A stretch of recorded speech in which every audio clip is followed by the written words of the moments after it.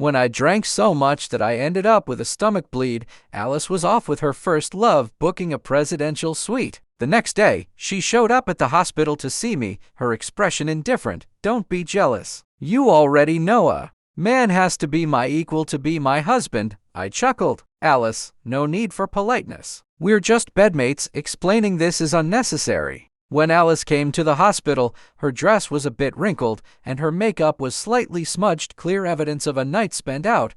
Our company's project had just reached a successful milestone. We threw a celebration at a 5-star hotel last night, and a few notable planning department leaders were there. I went along with the socializing, but after a round of drinks, Alice, who was supposed to be the main host, was still missing. My assistant Billy hesitantly informed me that Alice had booked a presidential suite and entered it with some handsome guy about half an hour earlier. I forced myself to stay composed and took care of the evening's affairs. It wasn't until everyone left that I realized my stomach was killing me. A cough led to vomiting blood. Billy freaked out and rushed me to the hospital. Luckily, it was just a stomach bleed. I only needed rest to recover. Alice came to see me perhaps partly because she cared about her employee and partly because of our bedmate arrangement. 8 years ago, after graduating from college, I joined the Z's group and became her assistant. 5 years in, after one too many drinks, we ended up in bed together. From then on, our unspoken understanding kept things uncomplicated, but now it's starting to feel a bit pointless. I knew the guy she was with, his name is Peter. He's a renowned fashion designer and Alice's first love, who just got back from abroad. Back then, Alice and I were both single, just fulfilling physical needs, nothing to criticize. But now that her first love is back, my overstaying would just be out of line. After all, in the past 3 years, Alice never once thought to make this secret thing public. High achievers can be a bit proud. She probably thought that no matter what happened, all she had to do was look back and I'd be there waiting for her. Too bad for this kind of relationship. If someone decides they're done, it's over. Alice, I already emailed you my resignation last night. Check your inbox. Alice didn't even blink, her face indifferent, clearly not buying it. Felix, are you jealous? No need to be jealous. You already know what I expect from my husband. I laughed. Alice, no need for all that. We're just bedmates, explaining. More is unnecessary. Alice clearly didn't listen. She glanced at me casually and said, Peter just had some business abroad, needed my help. Nothing happened last night, don't overthink it. She thought I was being difficult, sulking. But from the moment she walked into the suite with Peter, she should have realized some things just blow past a point of no return. Light explanations only serve as poor covers. If you don't expect or demand, you won't be handing anyone a knife to hurt you. That's why I just paused, pretended to be unwavered, and moved on. Alice grew up in a life of comfort. Besides money and power, there are few things she cares about. So talking more is pointless. After 2 weeks of rest at home, I returned to work. The CEO's office is on the top floor, with a stunning 270-degree view of the city skyline. A T925. I got coffee ready, checked my watch. Alice would be here in 5 minutes, punctual as always. She fits every stereotype of the female CEO in those domineering CEO novels: beautiful, wealthy, poised, and always knowing what to do. The most disheveled I've ever seen her was only on a giddy bed, coaxed by me until she was defenseless. Z's Group, the city's biggest developer, was already thriving when I joined 8 years ago. Under Alice's management, we expanded into finance, new energy, and more. Business is booming, yet no one knows how hard it is to satisfy this formidable leader. If the coffee's wrong sugar, wrong taste, she won't touch it. I remember my first day. I brewed 10 cups before she finally nodded. Leaving her office, I bumped into Billy. He looked around sneakily and shared some hot gossip. Word is that Peter is something else. Even someone as cold as Alice is wrapped around his finger. Billy's a natural gossip. He paints a picture as if he was there. He described how their young, strong-headed selves let a misunderstanding drive them apart. At the end, he scratched his head and summed it up. First loves are deadly. They just stand there, do nothing, and still win. I chuckled. There was some truth to that. Alice and I kept our secret well. No one at work knows. Our professionalism gave no hint of romantic whimsy, so Billy freely shared stories of Alice. And Peter right with me. I found out Peter was Alice's first love from a photo of them as teens, once stumbled upon in a drawer. The boy is breathtaking, smiling under sunset with a dog as the girl stares warmly at him. The affection beams from the photo. At T9:40, Alice finally appeared 10 minutes late, very unlike her. I was considering fresh coffee when her internal line rang. Walking in, I noticed the coffee untouched on her desk. Peter wants a fashion show in Cosily, and I've agreed. It's all yours to manage now, Alice said over the newspaper, strictly businesslike. I never mix work with personal matters, so I pointed out Cosily isn't ready for large events. Landscape development isn't done. Alice's eyes left the paper and went to my face, her patience thinning. I've made it clear already. This is happening. I've agreed. All you have to do is make sure this event runs smoothly and that Peter's creativity is showcased in full. She adjusted her fancy glasses on her nose and emphasized, I always keep work and personal life separate. This is your job, don't forget who you are. Alice wasn't wrong. Being an assistant means doing everything possible to meet the boss's needs. But she didn't quite get it. I've always remembered my place and never crossed the line. So I just nodded silently, right. As I was about to leave, I remembered the coffee that had long gone cold. I went back to the table and, under Alice's surprised gaze, picked up the cup. She grabbed my wrist, and I looked down to find her pulling a jewelry box out of her suit pocket. For you. Inside the box was a moon-shaped tie clip, shining gently. It clearly wasn't cheap. Alice, you said to keep work and personal separate. If it's a work reward, it should come from the admin department. If it's something personal, then I can't accept it. I quietly closed the box, gently put it back on the table, and turned to leave. Alice called after me, sounding a bit puzzled. Are you still upset? I looked at her calmly, shook my head with a distant tone, and said, Alice, I'm not your lover, so there's no need to try to sweet-talk me. Outside, I took a deep breath and returned to my work. The tie clip Alice bought was from a small brand I really liked. Once, when I went with Alice to Moon to pick gifts for clients, I noticed a jewelry series themed after the sun and moon. I stood at the counter, fascinated. After paying, Alice saw my interest and asked which one I liked except for one. That was a pair of couple rings, sun for him, moon for her, complementing each other perfectly. She was right, she could buy me anything from the series except those rings because I wasn't qualified. So I just shook my head and didn't say anything, soon forgetting about it. I didn't expect her to remember and buy the tie clip to appease me. Some sweet talk might work on lovelorn young men, but not on me. A few days later, I regretted taking on this fashion show gig. I didn't expect the hardest part would be Peter, not the event. As a designer, he had his unique taste and was picky about everything. Billy came to me with a grim face, saying Peter disliked the Guzeng's color and wanted it replaced. I was already overwhelmed with coordinating the setup materials for his theme and almost lost it. To accommodate his classic style, I had called in favors to borrow a highly valuable antique Guzeng from a famous collector. Thanks to my professional skills honed over the years, I calmed down quickly. I decided to talk to Peter. As I was about to knock, I heard Alice's voice inside. Felix has been with me for years. He's reliable. You can trust him with everything. I paused by the door, no longer wanting to enter. You rarely praise anyone, so Felix must mean a lot to you, Peter said, his probing tone intriguing me. I considered myself discreet, so I wondered how he caught on. 8 years, it's enough for even a dog to understand its owner's temper. Alice's tone was flat, without a hint of emotion, like she was talking about something trivial. Even though I knew my place, it still stung a little. I turned away, replacing the Guzeng for Peter. The fashion show was a hit. Peter took the stage in his emerald green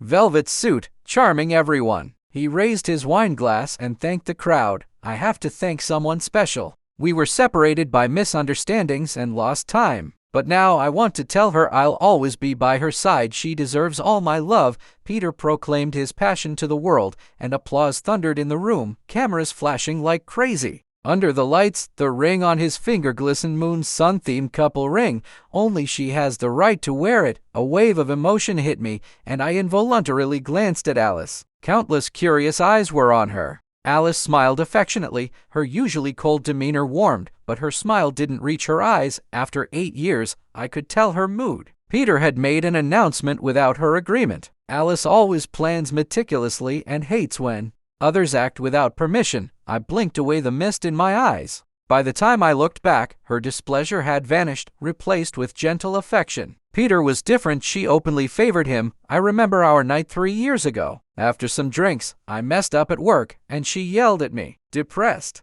I went drinking at a bar, and she found me. After venting, we both drank a lot. In fragmented memories, it was that smile that made my mind go blank, and I kissed her on impulse. Felix, time to clear the backstage. The staff's reminder snapped me back to reality. I chuckled wryly and continued working. It was midnight when I finally finished. The company's location was remote, and no ride-sharing cars wanted to come. Bored, I was kicking pebbles when Alice's Maserati roared up. Peter rolled down the car window, stuck his head out, and grinned. "Hey, can I ask Felix for a favor? Alice is a bit too happy today. She's drunk." Of course, no problem. It actually helped me out. The car was filled with the strong smell of alcohol mixed with a hint of men's cologne. Alice was sitting there with her eyes closed, her shirt unbuttoned at the top and her tie loosely draped around her neck, looking completely relaxed. Peter was muttering about her lack of self-control with alcohol, but his hands were busy massaging her temples. The two of them were as comfortable as an old married couple. I quietly drove, taking them to Alice's villa. Alice was used to living alone. She had a driver and a housekeeper, but they didn't stay overnight. It was late, and I helped Peter carry Alice inside. Alice lay on the bed, her eyes slightly open from the alcohol. Peter was about to unbutton her shirt when she grabbed his wrist to stop him. "Alice, come on, let's get you changed so you can sleep." Peter tried coaxing her, but she firmly held onto his wrist, making him freeze awkwardly. Just then, I entered with a cup of hot water and saw the scene. Peter quickly regained his composure and smiled at me, probing. "Felix, you're familiar with this place, right? You come here often?" I gave a small wry smile and shook my head, not wanting to dive into that conversation. "I've been here a few times, helped Alice with some paperwork." As he seemed to want to continue, I interrupted. "Peter, could you look after Alice? It's getting late, and I should be heading out."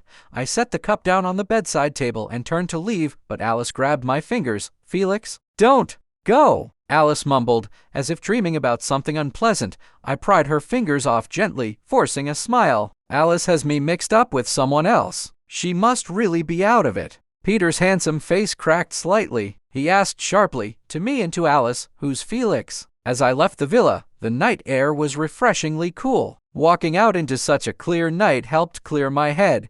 Normally, we kept things professional and maintained a proper boss-employee distance. I knew when I first got close to Alice with my secret that there couldn't be anything between us, but then, without realizing it, I fell for her. I knew it was just a conscious infatuation, nothing more. Peter's question had me feeling oddly guilty. I felt like a lowly thief, having momentarily stolen something that was originally his. First thing the next day, Peter cornered me in the break room. He was taller, his striking good looks carrying an intense expression a bit intimidating. I wasn't interested in how their night ended, but he must have noticed something off, prompting him to talk to me. It was less about confronting me and more about marking his territory. "I know you were with Alice." His brow lifted slightly, clearly on the defensive. "Women are all the same, especially powerful ones. They play around until they're bored.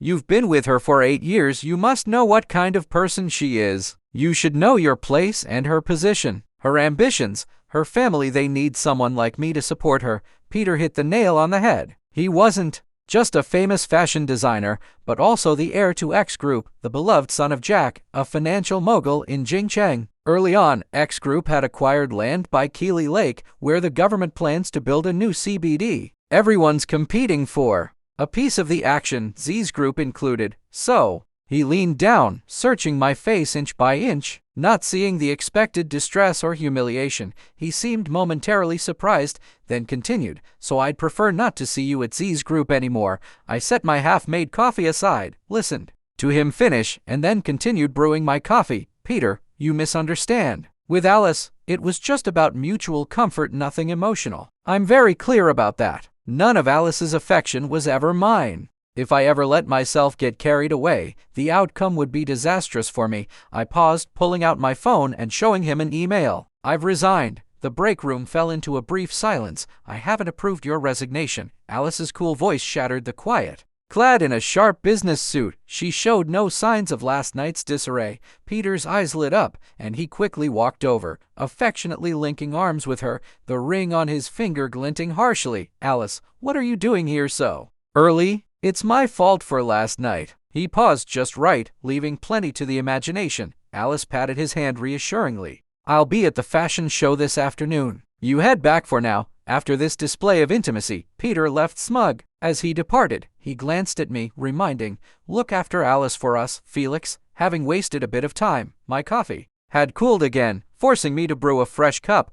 Once back in my office, Alice spoke first. What do you want, a promotion or a raise? Without lifting my eyes, I set the coffee on the table and replied coldly, Alice, I sent you my resignation a month ago. By labor law, if you notify a month in advance, you can resign without approval. Alice, with the laziness of a hangover, rubbed her temples, not really absorbing my words. Felix, don't be silly. I just negotiated some land. You can lead the project, and I'll double your salary. How about it? Alice rarely showed this softer side. To outsiders, she's decisive, tough, and commanding. But only I know she wasn't always this way. The year I joined Z's group, she had just come back from abroad to inherit the family business. Her grandfather had built the empire from the ground up, but he only had one daughter, who gave birth to Alice after getting married. Alice's mom was kinda love-obsessed and didn't pay much attention to her. Her grandfather raised her. When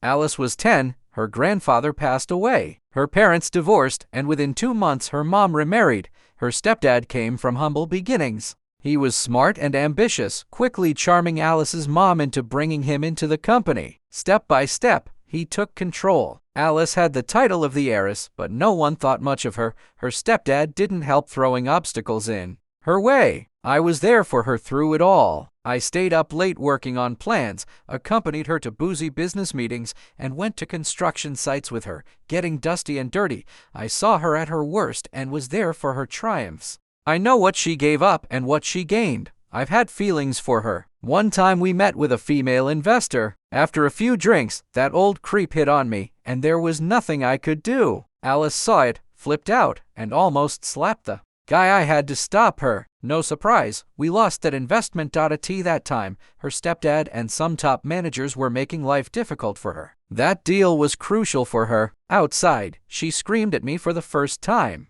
Felix, I'm not so desperate that you need to sell yourself for my sake. Her eyes were red, her voice hoarse, yet still utterly captivating. Eventually, I watched her regain her footing and bury those dark days beneath her heels. But after that, she never shed tears for me again.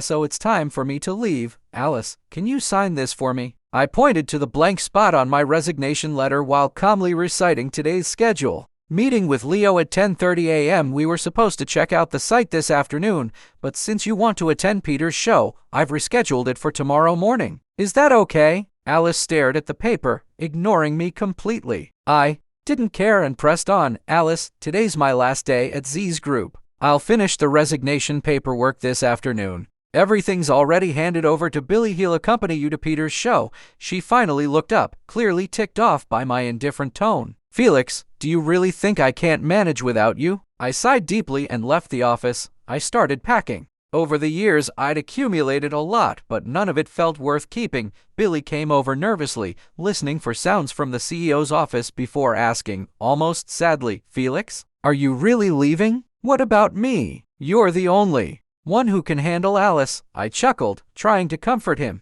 Alice isn't a monster. You'll get used to it. Just because you're used to having me around doesn't mean you need me. You'll be fine. Same goes for Alice. She got used to me being here, but she never really needed me. I know that. Near lunchtime, I got an email from HR. Charlie had arranged lunch with the chairman of X Group and wanted Alice to join. Charlie, of course, was Alice's stepdad. I called Alice to let her know. She coldly agreed. At noon, Billy drove us to the restaurant in silence. Alice stayed icy until we stopped. When I suggested Billy accompany her inside, she snapped, Felix, you're still on the clock. So I went in with her. Inside the private room, besides Charlie and some top managers, Jack and Peter were also there. The moment Peter saw me, he tensed but quickly put on a friendly face. He warmly greeted Alice, guiding her to sit beside him. The business folks exchanged subtle glances, already catching the drift. After a few drinks, the conversation turned serious. Jack, well into his 60s but sharp in a traditional suit, carried authority in his very posture. He sipped his wine and said, "Charlie, I was reluctant to sell the land by the lake." Then, with approving eyes on Alice and a resigned smile toward Peter, he added, "But Peter sings Alice's praises endlessly. He insists she can handle the land well, so I decided to let it go." So the highly sought-after lakeside property was going to Z's group. Charlie, sly and smooth, stood up to pour Jack another drink, speaking like a doting father. "My daughter here can't quite live up to Peter's praise. She's young, still needs more experience. She'll need your guidance." Inside the company, Alice and Charlie were fierce opponents, but outwardly, they always wore the mask of a united front. I quietly ate, noticing Alice's slight frown, and Peter gazing at her with open adoration. Jack chuckled, patting Peter's hand. "Peter proposed, Alice. When are you planning to marry my son?" He looked at Alice expectantly. Peter seemed nervous, knocking over his wineglass and spilling it everywhere. The little mishap broke the tension in the room. Jack looked at his son lovingly and said, "You're about to get married. How can you still be so clumsy?" "Alice, I only have one son, so you better take good care of him, all right?" Everyone's eyes turned to Alice. I put down my chopsticks and looked too. Alice smiled warmly. Her gaze slipped past me and settled on Peter. She answered seriously, "Okay." Amidst the congratulations, Charlie wore a proud face, but I noticed his fists clenched tightly at his sides. In recent years, Alice had secured her footing in Z's group, gradually pushing Charlie out of the decision-making circle. But Charlie wasn't ready to give up. He fought back constantly, openly and in secret. They'd been battling fiercely over several plots of land, and now the outcome was finally settled. He lost. Charlie took a sip of wine and then smiled politely. "It's a good day. Alice and Peter have set the date for their wedding, and I've got something to announce too. Some of you might not know, but from my previous marriage, I have a son. I've been too busy with work to keep him by my side, but he's done well. After graduating college, he's made a name for himself at Z's group. I'm proud of him." Charlie's gaze swept the room and landed on me. My heart sank. With a smile full of pride and anticipation, he called out, "Felix, come here." To Dad, a stunned silence. Peter gasped. "No way." Everyone finally realized what was happening and stared at me in shock. I calmly stood and walked toward Charlie. As I passed Alice, I caught her composed face, but her eyes were frosty, emanating a heavy, suffocating aura. Jack's probing gaze fell on me. He spoke meaningfully. "Such good fortune, having both children excel like this." "You flatter me," Charlie replied quickly. "Felix has learned a lot from Alice over the years and can handle things on his own now. I plan to have him work under Alice, taking charge of the lands around Keeley Lake. I'm already halfway in the grave. I just want to enjoy some peace, spending time with the grandkids. Money can't be earned endlessly. Better to let the young ones give it a shot." To the higher-ups, those words sounded like he was stepping aside. Their looks at me carried both shock and complexity. "Felix, go toast everyone," Charlie instructed cheerfully. He must have been in a great mood. He downed several cups, his face flushed red. I was about to raise my glass when Alice put her hand on mine, apologizing. "Felix just got out of the hospital for a stomach bleed. He can't drink. I'll drink on his behalf. After all, I am his sister." She dragged out the word sister with emphasis,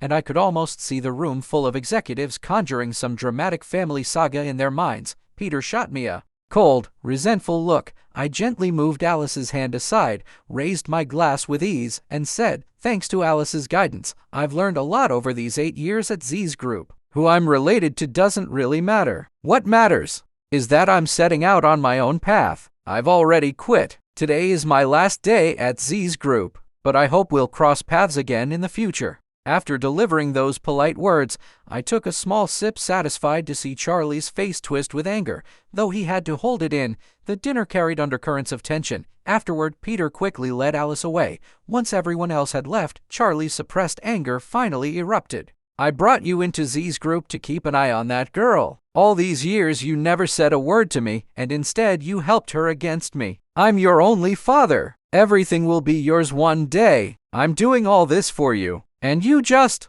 up and leave? Do you even understand my intentions?" I laughed, meeting his fierce gaze with calm, cold eyes. Heartless and ungrateful, didn't I learn that from you? You use me, I use you. Fair, isn't it? I doubt Charlie remembered, but this enraged face of his mirrored the one from years ago when he stormed out of our house. Back then, Mom had just passed away. He got involved with a wealthy woman from the repair shop and rarely came home. One day, after my nap, I discovered he'd taken everything valuable from the house, claiming he was leaving for work. I was old enough to understand and clung to his leg, refusing to let go. Enraged, he slapped me and spat, father and son, both stubborn as mules. Go to your aunt. I'm no longer your dad. After that, I bounced from one relative's house to another like a ball until a kind neighbor finally took me in. With their help, I finished high school and got into college. Then Charlie showed up claiming to be my benefactor. His support came with strings attached. He wanted me to work at Z's group as Alice's assistant and report back to him. I turned him down in anger, only to later learn that he had latched onto Alice's mother through that rich woman and seized control of Z's group. But when Alice returned, they were reluctant to hand the company to an outsider. Having squandered his youth, Charlie couldn't father more children. That's when he remembered he already had a son. 6 months later, I was drowning in debt from a failed startup when Charlie came knocking again. This time, I gave in. Z's Group was one of the leading companies in the industry, and working alongside Alice meant I had a lot to learn.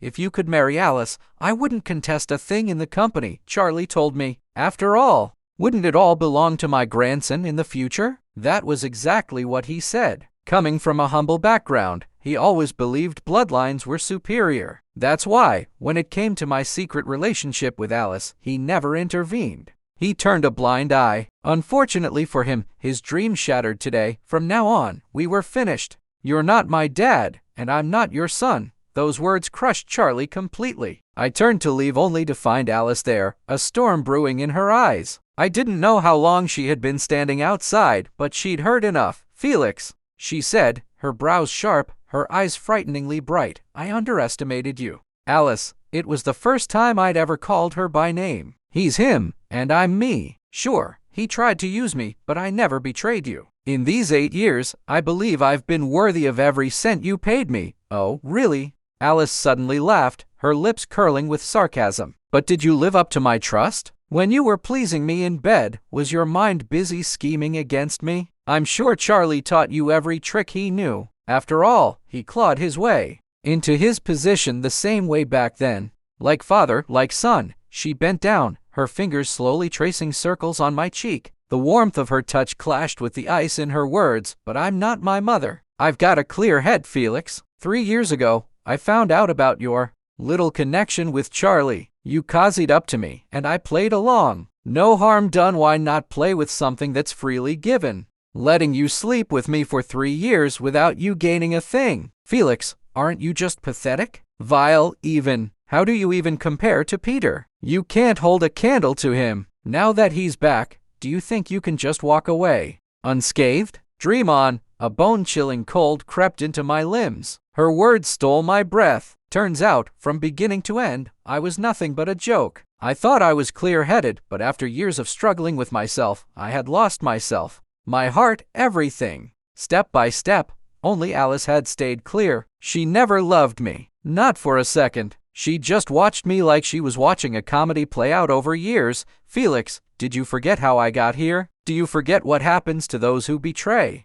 me? You should know that better than anyone. Her icy stare pinned me down, cutting deep. That plot in District S, the one you leaked the bottom price for to Charlie, she said. Her tone wasn't a question. It was a conviction. She told me that the company that won that auction last month had Charlie as the hidden major shareholder. All these years, stifled by Alice inside Z's Group, he had secretly started his own company. Outside, save your strength. Don't argue, she snapped. Only you and I knew the bottom price. I was clueless about all of this, but it didn't matter. She had already convicted me of betrayal. For money, you'd do anything, wouldn't you? Her gaze was filled with disgust, with loathing, shoving me into an icy abyss. Slap. Unable to hold it in anymore, I shoved her away and delivered a hard slap across her face. She only brushed it off with a cold smile, wiping the blood from her lip. Her eyes regained that ruthless chill as she glared at me. I can guarantee you won't survive in this industry. Better switch careers while you can, and with that, she turned and walked away. For the first time, I found her truly repulsive. Alice was as good as her word. By the afternoon, every employee in the company received an email from HR. I was fired for serious violations of company rules. Worse, thanks to a non-compete agreement, I couldn't work in a similar position for 3 years. In other words, my career in this industry was completely over. Billy was shocked, speechless, not understanding how everything unraveled in just a few hours. Amidst the curious stares and whispered speculation, I calmly gathered my belongings and walked out of Z's Group's building. The weather didn't help. Spring rain fell endlessly, draping the city in a misty veil. Yet my steps grew steadier, firmer. Alice had once said, after 8 years, even a dog should know its owner's temper. But after 8 years, she never really understood me at all.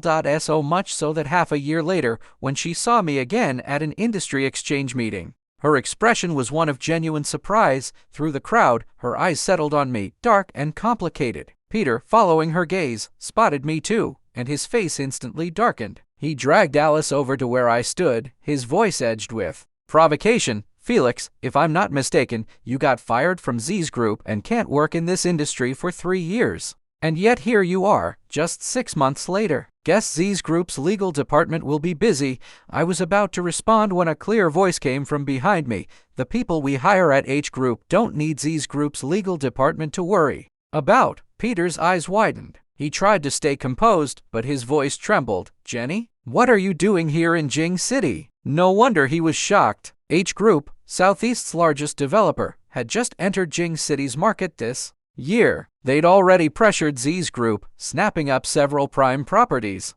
Jack had shamelessly visited multiple times, seeking collaboration, but had been subtly turned down each time. Jenny walked over, and instinctively, I stepped back. Alice raised an eyebrow slightly, her gaze flicking between Jenny and me, her expression dim and unreadable. Peter cleared his throat. When he spoke again, he forced a smile. I was just afraid Jenny might be deceived. Felix used to be Alice's assistant. He was fired for misconduct. He paused deliberately, glancing at me with smugness before continuing. I won't get into the details, but he caused serious losses for Z's Group. I just wanted to warn Jenny, trust is key when recruiting talent. Jenny shook her head, smiling politely, but her tone was cold. Peter, you've got it wrong. Felix was my junior in school. I know him well enough. You must have misunderstood something. Felix wasn't Alice's assistant. He's the founder of Bright Moon Design Studio, and he's the expert H Group specifically hired for our new generation product development.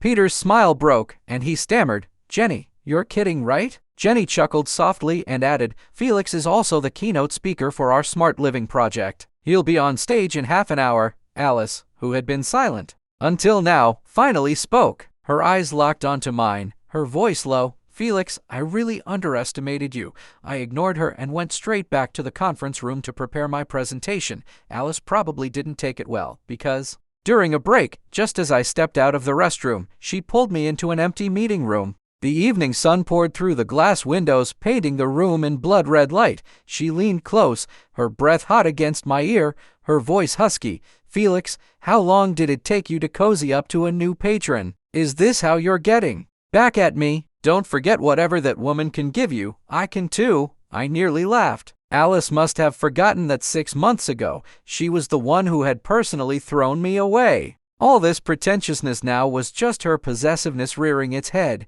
The day I was fired, I blocked all of Alice's contact information, but I still heard plenty about her from Billy. He told me once that he made her 20 cups of coffee. But she wasn't satisfied. She smashed the cup in anger. He said she'd get calls from inside the company, but she always hung up without a word. He even saw her holding a jewelry box, staring at it for ages. One time, he said she got drunk and mumbled my name over and over. I got sick of it and blocked Billy too. I knew the truth. Alice was just used to having me around. Losing me felt like losing something she had always relied on. She hated being abandoned. If Alice had truly cared, she would have known that my college major was architectural design. Right after graduation, I had started a small studio with some classmates, working on designs for smaller developers. But we lacked experience, ran into roadblocks everywhere, and eventually the studio collapsed, leaving me buried in debt. Because of Charlie, I later joined Z's Group.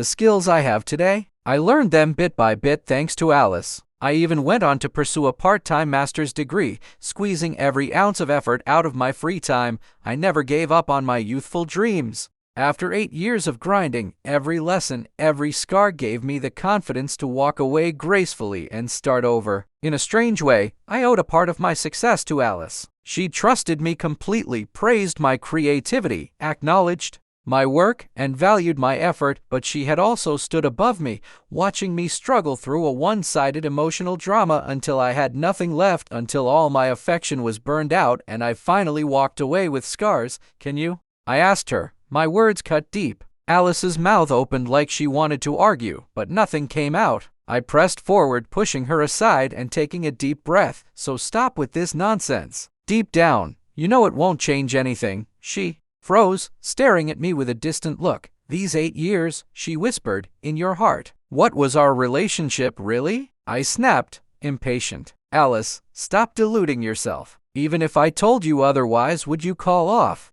your wedding with Peter for me? You wouldn't. What we had was nothing compared to your ambition, your future. Nobody's dumb enough to turn their back on money. Her hands trembled as she slowly let go of me, her face falling into a mix of confusion and sorrow. I didn't waste the chance. I pushed past her, opened the door, and found Peter standing there. His face was twisted with rage, his eyes burning. Everything happened in an instant. He hurled his glass of red wine at me, and I couldn't dodge. Alice, Peter shouted, you better have a good explanation. Why are you still tangled up with this man? He was furious, his smooth, gentlemanly mask completely shattered. Alice quickly stepped in, blocking his path. Her usually cool voice now carried sharp anger. Peter, can you just calm down? Peter's face darkened. He glared at me. Why do you keep haunting me? Do you have no shame going after someone else's woman? I looked up at the surveillance camera above us and said calmly, Peter, if you keep this up, I'll call the police. He choked on his anger, ready to spit back more, but Alice cut him off. Peter, apologize to Felix. The color drained from his face. He stared at Alice in disbelief, but she didn't back down. His jaw clenched, and after a long pause, he turned, gave me one last venomous glare, and stormed off. His polished shoes clicked sharply down the hall. Alice turned back to me, regret clouding her eyes. I apologize on Peter's behalf. I smirked, leaning closer. Her eyes flickered with excitement as she bent down, waiting for what I'd say. The base price for the S-Zone land, I whispered. Aside from you and me, there's a third person who knows. Alice's expression froze. Her mind worked. Fast, sharp as ever. That day Peter cornered me in the pantry. He'd been in her office, and he'd seen it. The jewelry box. And right beside it, the proposal I had just submitted for the S-Zone land. Alice's face darkened as realization hit. As we brushed past each other, she grabbed my arm. I'll get to the bottom of this, Felix. I'll give you an explanation. No need. I turned my head and there was Jenny. Come on, she said. The presentation's about to start. Alice stood frozen behind me. I could feel her eyes on my back for a long time, but this time I didn't look back. On stage, I gave my presentation. It was a hit. The crowd erupted in applause. The layout I designed had a utility rate of 90%, with clever elevated spaces. Perfect for first-time buyers. Alice sat in the front row. Her eyes, wide with shock, told me everything. For 8 years, she'd been the star on stage while I worked in the shadows. Now, the spotlight was mine. After the meeting, Alice wanted to see me off, but I turned and stepped into Jenny's car. In the dim glow of the streetlights, Alice's lonely figure stretched out behind us, her shadow swallowed by the night. I closed the window without a word. Jenny glanced at me, smiling gently. She's really amazing, but she's not the right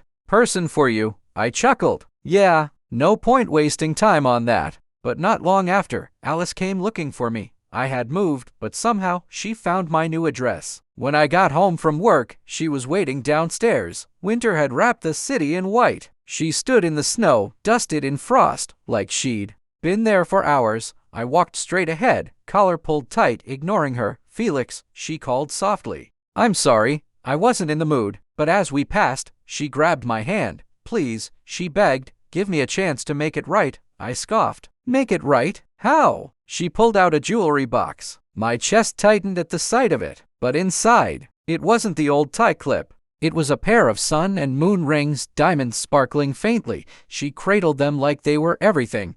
I used to think expanding Z's group, fulfilling my grandfather's wish, was all that mattered. But when you left, I realized how important you were to me. Her voice cracked. I know you grew up without a real home. That's why you're obsessed with designing them, making them perfect. I want to give you a home too, Felix. Can we start over? Her eyes pleaded, wide open, her soul bared. I laughed. Cold, bitter. Alice, you're a joke. I gave you years of sincerity, and you didn't give me a drop back. Now you want to beg for mine? Are you delusional? You think I'd just wait for you forever, come running when you call? You've overestimated yourself and underestimated me. I yanked my hand free. I love fiercely, Alice, and I hate fiercely. I never go back. Stop dreaming. The ring slipped from her hand, spinning through the air, disappearing into the snow. She froze, face pale, her strength gone. After a long while, she snapped out of it, eyes red, lips twisted in a sad smile. How am I supposed to find it like this? I walked on. Behind me, her sobs cut through the snow. If I can't find it, she whispered weakly, does that mean you won't want me anymore? I didn't stop. Not once. That night, rain poured, the wind rattling the windows. After a hot shower, I wrapped up in a robe and went to close the window. And there she was, Alice, still downstairs, hands raw and bare. She searched the snow desperately, the wind and rain whipping against her, expressionless. I shut the window and drew the curtains. The next morning, she was gone. That evening, Billy called, voice small and uneasy. Felix, Alice has pneumonia. She's in the hospital. She keeps calling your name in her sleep. Could you come see her? I hung up before he finished. That's her problem. Don't ever tell me about her again. I threw myself into work. Peter wasn't a fool. He saw Alice's hesitation and backed out quickly. Jack valued his son too much to tolerate Alice's wavering, and just like that, his promises to her vanished. Now the 7-Mile Lake plot was open for competitive bidding. Jenny explained that government planning left little room for developers to maneuver. Design would be the deciding factor. If our proposal stood out, we'd win, and I was ready, confident. On bidding day, thanks to our ahead-of-the-curve design, H Group won the 7-Mile Lake plot easily. Z's Group's foothold crumbled, losses in the billions. That night, the celebration roared on. I drank a few rounds with colleagues, but drinking was never my strength. I slipped out to the balcony for air. The wind bit hard. I turned and Alice was there. Congratulations, Felix, she said, her voice soft, her face etched with pain. You're doing even better without me. No, I said. It's not about you. You never influenced me. I'm doing better because I stayed true to my dreams. Alice still didn't understand. She never did. I was a bird soaring free now. I didn't need her love to prove my worth. Goodbye, Alice. We brushed past each other one last time. The sun rose. Spring's light bathed the world like a new beginning, and it felt amazing.